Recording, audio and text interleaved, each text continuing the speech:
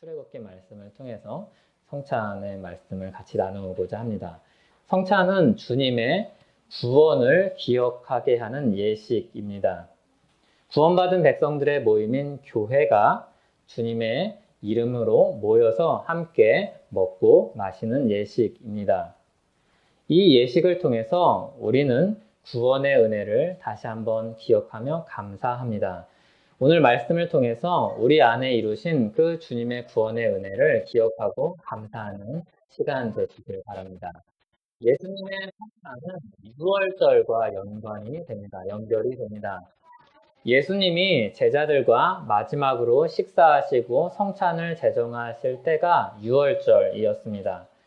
누가복음 22장 15절을 보면 내가 고난을 받기 전에 너희와 함께 이 6월절 먹기를 원하였노라 이렇게 말씀하십니다. 그러니까 주님은 이 성찬을 제정하시고 마지막 식사를 위해서 준비하실 때, 마음으로 계획하실 때 이 날을 마음에 두고 염두에 두고 이날 이 식사를 시작하신 겁니다. 제정하신 겁니다. 그러니까 우연히 이렇게 지내다가 주님이 십자가에 어떤 날 달리시게 된 게 아니라 의도적으로 6월절에 맞춰서 성찬을 제정하시는 것이죠. 6월절과 성찬이 이어지는 그런 내용이기 때문입니다. 6월절은 성찬의 그림자요 예고편입니다. 예수님이 이루시는 구원 역사를 미리 보여주는 그런 예고편이라고 할 수 있죠. 출애굽기 말씀을 통해서 이 6월절을 살펴보면서 주님의 성찬의 의미를 우리가 되새겨 보도록 하겠습니다. 오늘 본문 2절을 보면 이 달을 너희에게 달의 시작, 곧 해의 첫 달이 되게 하고 말씀합니다. 그러니까 이 날을 6월절을 새로운 출발점으로 삼으라고 말씀하시는 것이죠. 이게 너희 설날이다. 이게 말하자면 독립기념일이다. 이렇게 말씀을 하시는 겁니다. 이스라엘이라는 나라로서의 출발점이다. 라고 하나님이 제정을 하신 것입니다. 6월절은 하나님이 자기 백성들을 애굽에서 빼내신 날을 기념하도록 제정하신 절기입니다. 그리고 성찬은 예수님이 십자가에 달려 죽으시고 부활하시기 전에 이 구원의 역사를 내다보며 제정하신 예식입니다. 놀라운 거는 이 두 가지 모두 다 이를 이루시기 전에 말씀하셨다는 겁니다. 하나님이 말씀하신 바를 반드시 이루는 분이라는 것을 우리는 여기서도 볼 수 있습니다. 주님의 역사를 반드시 이루십니다.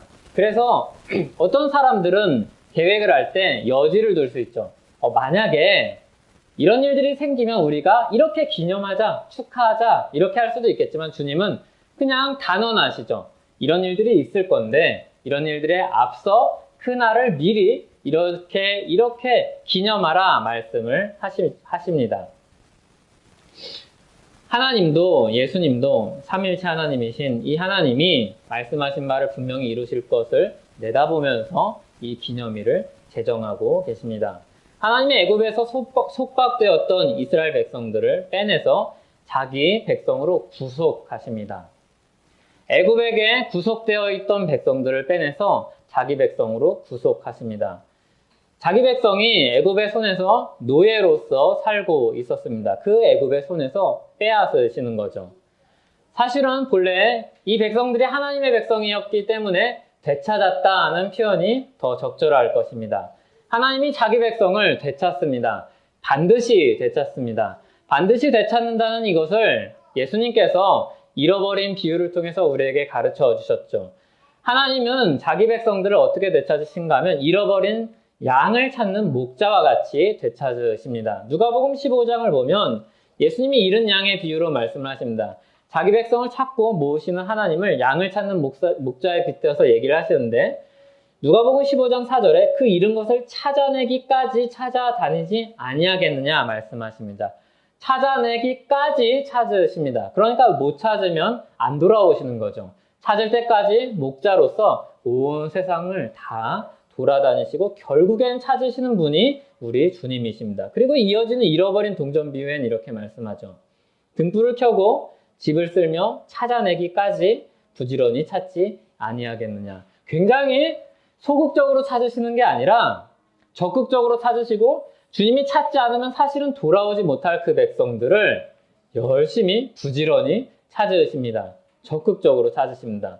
언제까지 찾으십니까? 찾을 때까지 반드시 찾아내십니다. 이게 자기 백성을 향한 하나님의 의지입니다. 그렇기 때문에 바로 앞에서 10가지 재앙을 통해서 완전히 그 완악함을 꺾어버리시기까지 하는 것이죠. 애굽에 속한 자기 백성을 반드시 되찾고야 마십니다. 그래서 그 날을 이스라엘의 독립기념일인 6월절로 삼으시는 겁니다. 그들은 설날이죠. 그런데 사실 이스라엘이라는 나라의 이름을 주신 것은 훨씬 더 오래전 일이었습니다. 400년도 넘었죠. 야곱이라는 한 사람에게 이스라엘이라는 이름을 주시고 그를 통해서 한 나라가 세워질 것을 약속하셨습니다. 그게 창세기 35장 10절에서 12절에서 나오는데 한번 읽어드리겠습니다. 하나님이 그에게 이르시되 내 이름이 야곱이지만은 내 이름을 다시는 야곱이라 부르지 않겠고 이스라엘이 내 이름이 되리라 하시고 그가 그의 이름을 이스라엘이라 부르시고 하나님이 그에게 이르시되 나는 전능한 하나님이라 생육하며 번성하라 한 백성과 백성들의 총회가 내게서 나오고 왕들이 내 허리에서 나오리라 내가 아브라함과 이삭에게 준 땅을 내게 주고 내가 내 후손에게도 그 땅을 주리라 하시고 아멘. 그런데 나라라는 이렇게 이름을 주신 지가 언젠데 아직 나라로서의 면모를 갖추지 않고 있는 상황이죠. 좀 과장해서 말하면 이름 외에는 있는 게 없습니다. 물론 좀 더 있습니다. 사실은 과장해서 이야기한 것이기 때문에 야곱에게 처음 이름을 주셨고 그리고 그들에게 가족을 주셨고 그 가족들이 생육하고 번성해서 말씀하신 대로 생육하고 번성해서 이제는 20세 이상 장전만 60만입니다. 그래서 보통 학자들이 최소한 200만은 되겠다 생각을 합니다. 그래도 아직 나라라고 하기엔 좀 부족하죠. 무엇보다 땅이 없기 때문입니다. 영토가 없습니다. 나라 이름 있고 사람이 있는데 아직 땅은 없습니다. 타국에 거주하는 한 민족일 뿐입니다. 이 사람들을 하나님이 다시 빼내셔서 그리고 이 사람들이 한 나라로서의 면모를 갖출 수 있는 땅으로 약속의 땅으로 인도해 주십니다. 그 시작이 이제 출애굽입니다. 하지만 이들이 마주하고 있는 현실은 아직이죠. 생육하고 불어나고 번성하고 매우 강해서 온 땅에 가득했습니다. 이게 출애굽기의 시작에서 나오는 1장 7절의 말씀입니다. 생육하고 불어나서 번성하고 매우 강해서 온 땅에 가득했습니다. 하나님이 약속하신 대로 생육하고 번성했고 매우 강해졌습니다. 그리고 이것을 누가 두려워하죠? 바로가 두려워했습니다. 자기들의 노예인데 너무 건강하고 너무 많고 너무 강력하죠. 그래서 더 노역을 강하게 괴롭게 노예의 근성에서 빠져나올 수 없도록 노예로서의 생각 그 사고방식에서 빠져나올 수 없도록 더 압제하고 더 압제했습니다. 날로 번성하는데 여전히 그들의 현실은 노예였습니다. 그리고 나중에 이 애굽에서 나온 백성들의 모습을 보면 여전히 그들에게 노예 근성이 남아있죠. 조금 힘들어지니까 뭐라고 하죠? 돌아갈래. 거기가 좋았어. 그게 편했지. 그게 우리한테 얼마나 익숙하고 거기가 풍요로운 삶이었는지 돌아가고 싶다. 이렇게 이야기합니다. 이 죄가 이렇게 굉장히 무서운 것이죠. 잠식해 버리는 것입니다. 그 생활 방식이 익숙했습니다. 하지만 그럼에도 그 현실 가운데서는 괴로웠고 고통스럽고 그래서 부르짖었습니다. 하나님은 들으시고 응답하였습니다. 그들을 구원하셨죠. 이 백성들을 압제하는 이 애굽의 모습은 죄의 성격을 잘 대변해 주는 그런 현실입니다. 우리도 이들과 똑같은 흐름을 따라서 이런 죄의 그런 강력한 성격 그리고 어두운 성격을 경험하고 보았고 알고 있습니다. 죄는 사람들을 속박하죠. 그리고 올감해서 자신들이 원하는 방향으로 끌고 갑니다. 바로가 이 사람들을 노예로 썼던 것처럼 이 사람들이 인원도 많고 인구도 많고 강력하고 건강했지만 그럼에도 끌고 갔던 것처럼 죄는 그렇습니다. 그렇게 사람들을 붙잡고 계속해서 죄를 짓는 방향으로 이끌어 갑니다. 뿌리치려고 해보지만 또 죄를 짓고 있는 우리를 발견합니다. 특히 바로는 죄가 얼마나 완악한지 우리에게 보여주는 대표자입니다. 바로가 언제 이스라엘을 놓아주는지 우리는 잘 기억하고 있습니다. 10번째 재앙이 내리고 나서입니다. 그런데 또 어떻습니까? 시간 조금 지나면 내가 내 노예들을 저렇게 놔주다니 내가 착각했구나. 그리고 자기 결정을 번복하고 군대를 이끌고 쫓아가는 게 바로죠.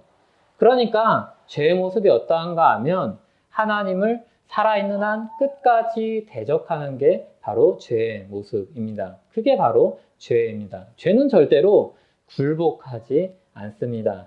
살아있는 한, 생명이 있는 한 하나님을 끝까지 대적합니다. 이러한 죄의 완악하고 비참한 성격을 보여주는 게 세 가지가 있습니다. 앞서 이야기했던 것이 첫 번째입니다. 바로 바로와 애굽의 완악함입니다. 그리고 두 번째는 주님의 십자가입니다. 그리고 세 번째가 우리 자신입니다. 바로가 이스라엘 백성들을 억압하죠. 그리고 하나님이 내 백성을 내놓으라고 할 때 버팁니다. 하나님의 명령에 맞섭니다. 눈앞에 아무리 놀라운 기적이 일어나도 아랑곳하지 않습니다.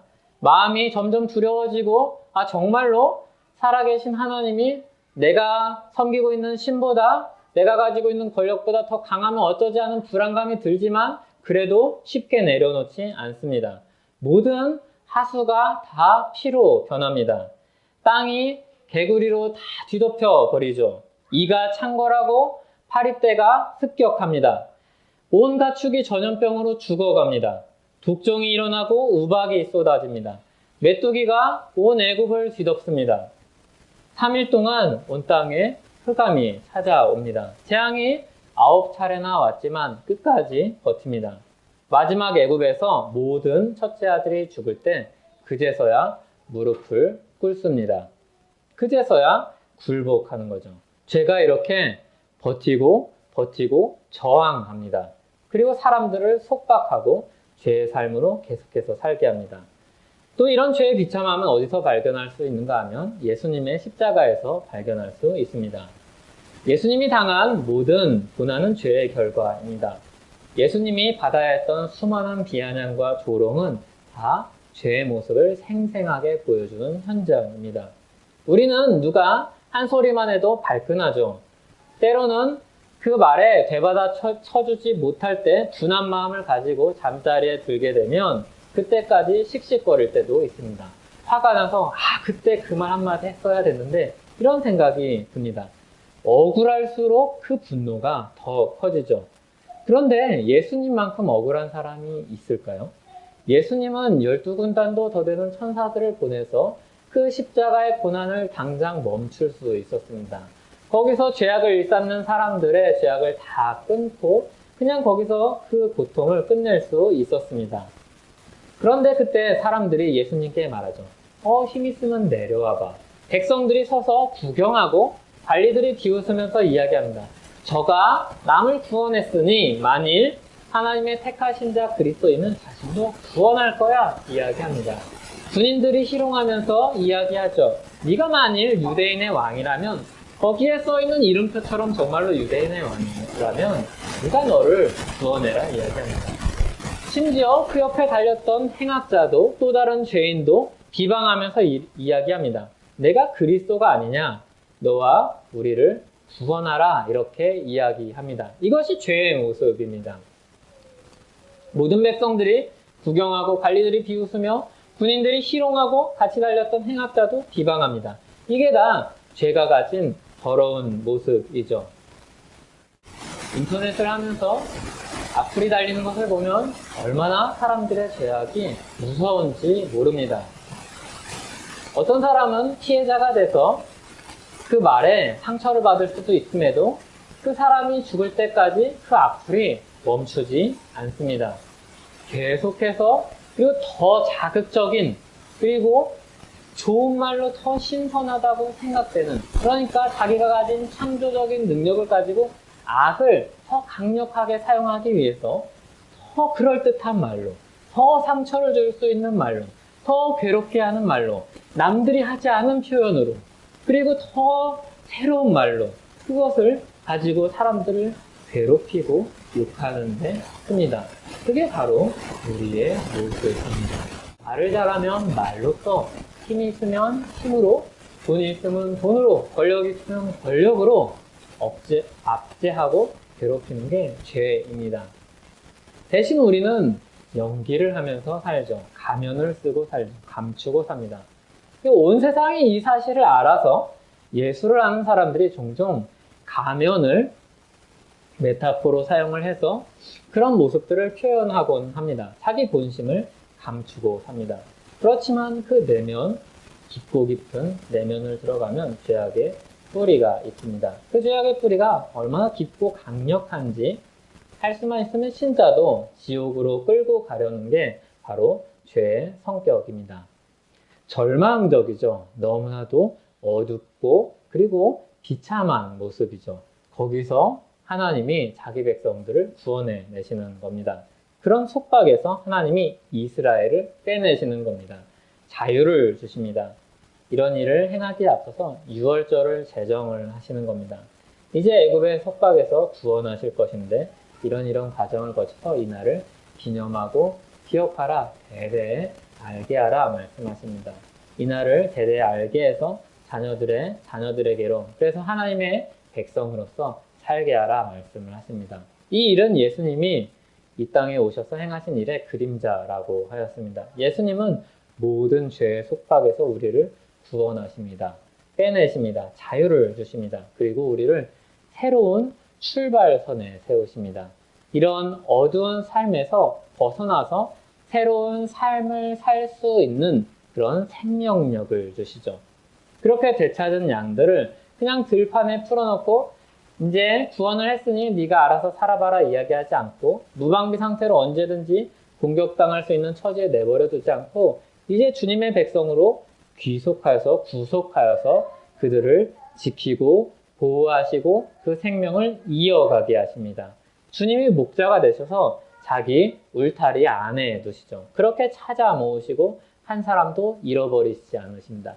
찾을 때까지 찾으시고 그리고 절대로 다시는 잃어버리지 않으십니다. 그런데 이 일에는 희생이 필요했습니다. 이스라엘 백성은 첫 유월절에 앞서서 제일 좋은 어린 양을 준비해야 됐습니다. 그런데 이게 굉장히 놀라운 겁니다. 장정만 60만이 넘는 이 백성들이 각 가족들이 한 날에 가장 좋은 최고의 어린 양을 잡을 수 있는 그런 환경에 있습니다. 그것을 준비할 수 있습니다. 우리도 당장 무언가 큰 행사를 하면은 고민이 되는 게 있죠. 한 번에 그 많은 밥을 어떻게 준비할까? 한 번에 그 많은 재정을 어떻게 감당할까? 큰 행사를 하게 되면 늘 이런 것을 고민하게 됩니다. 그런데 이스라엘 백성들은 사실 갑작스럽게 이 날을 맞이하게 되는 것인데 하나님이 이미 그것들을 다 그동안 준비하신 겁니다. 백성들의 숫자나 건강 상태만 좋은 게 아니라 유목민으로 살았던 이들에게 그 양이 크게 불어나서 생육하고 번성하게 해서 큰 부를 가지고 있는 것입니다. 하나님은 야곱에게 이스라엘이라는 이름을 주시고 약속을 주신 이후로 차근차근 그 약속하신 일을 준비하시고 이루어 가십니다. 백성을 번창하게 하시고 그리고 모세를 세우시고 재산을 가지게 하십니다.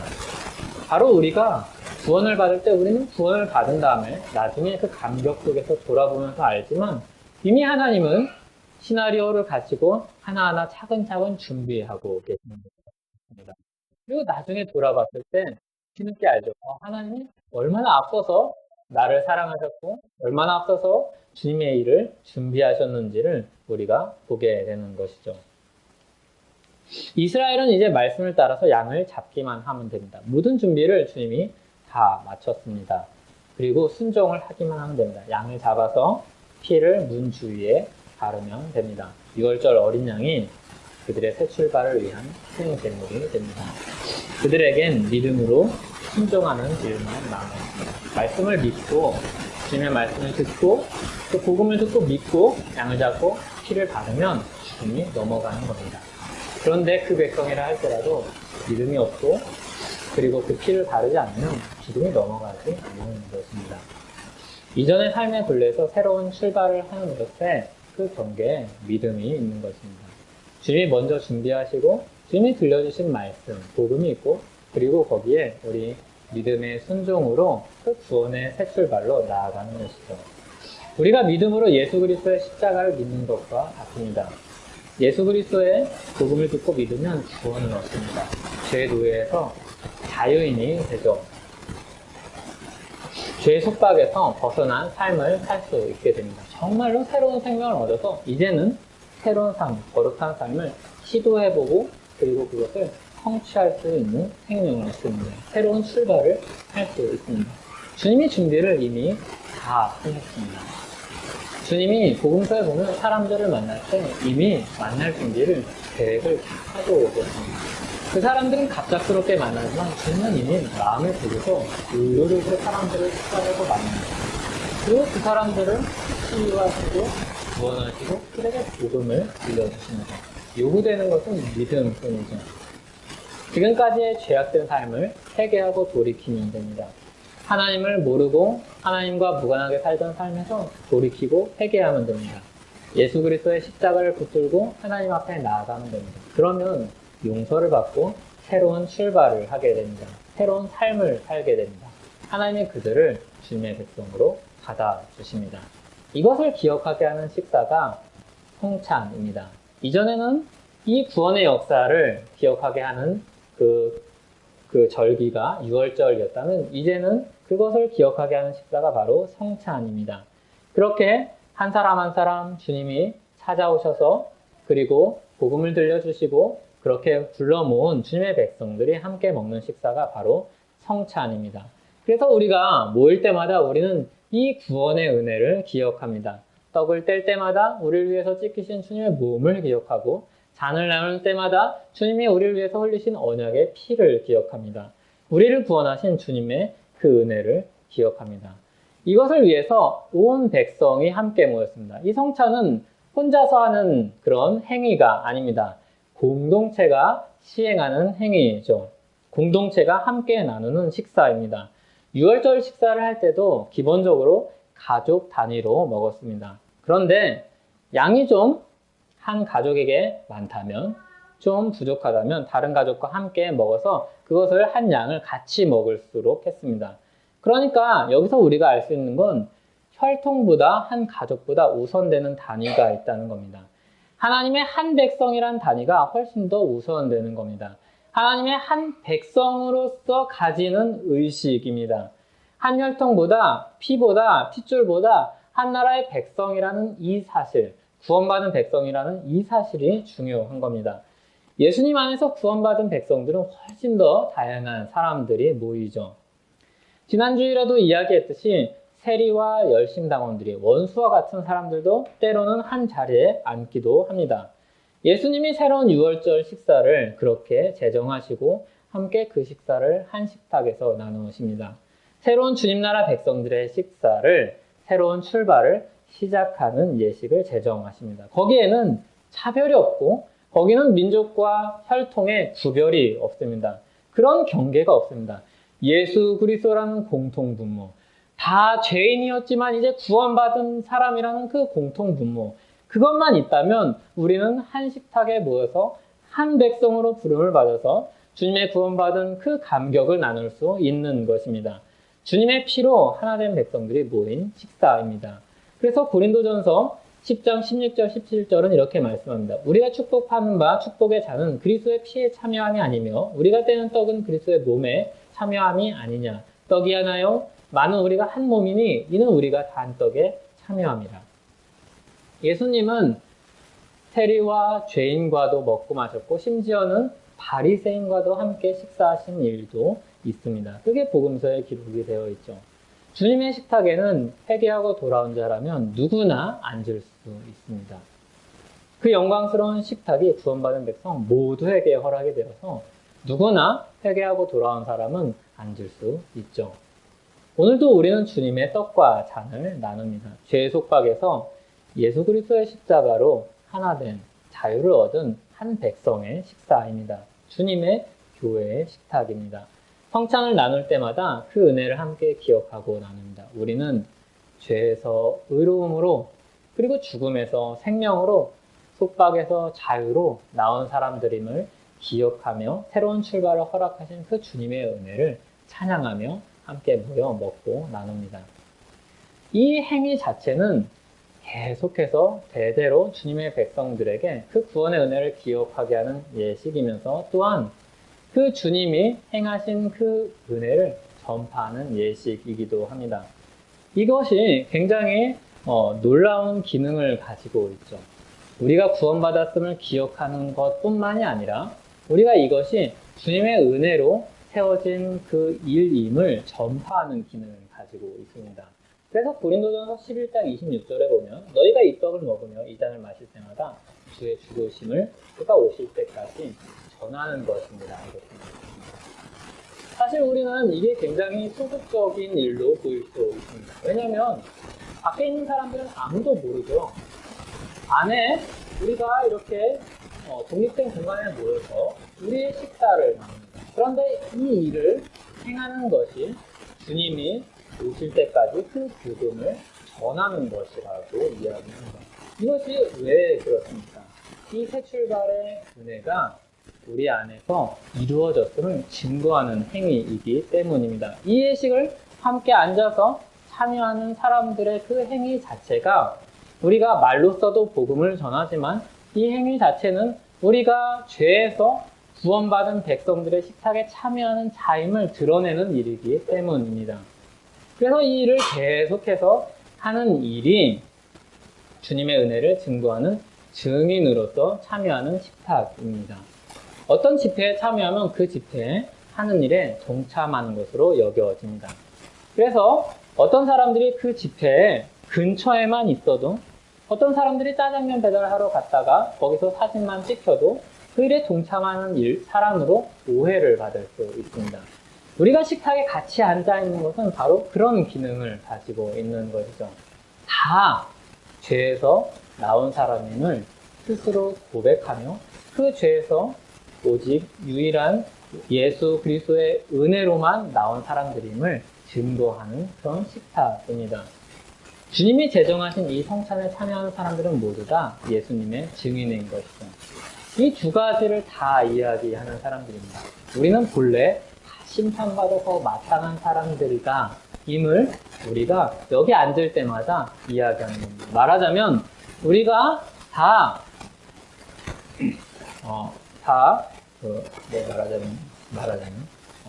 감옥에 갔다 온 사람들이다. 감옥에 가도 이상하지 않은 사람들임을 증거하는 자리가 바로 이 식탁인 것입니다.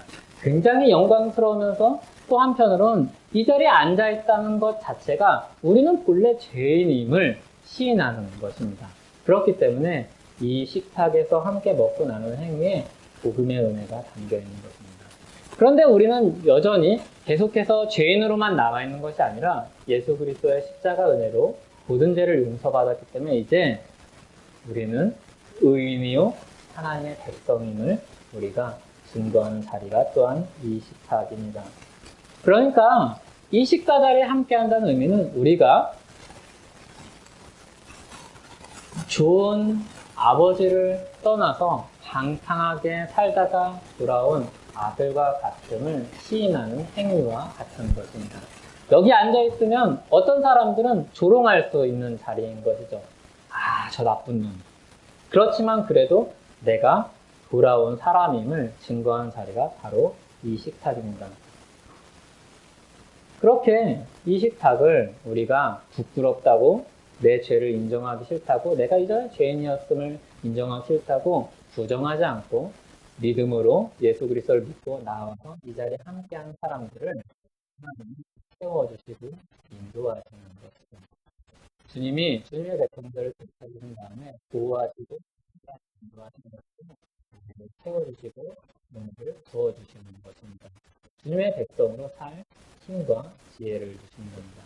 오늘도 우리가 이 믿음으로 이 떡과 잔에 참여해서 그 은혜를 증거하고 누리는 저와 여러분 되기를 바랍니다. 우리는 주님의 한 백성이요 증인입니다. 주님의 은혜로 새롭게 출발하여서 이전과는 전혀 다른 삶을 살기 시작합니다. 전혀 다른 삶을 살기에 애쓰는, 그리고 함께 그 길을 걷는 한 백성입니다. 같이 기도하겠습니다.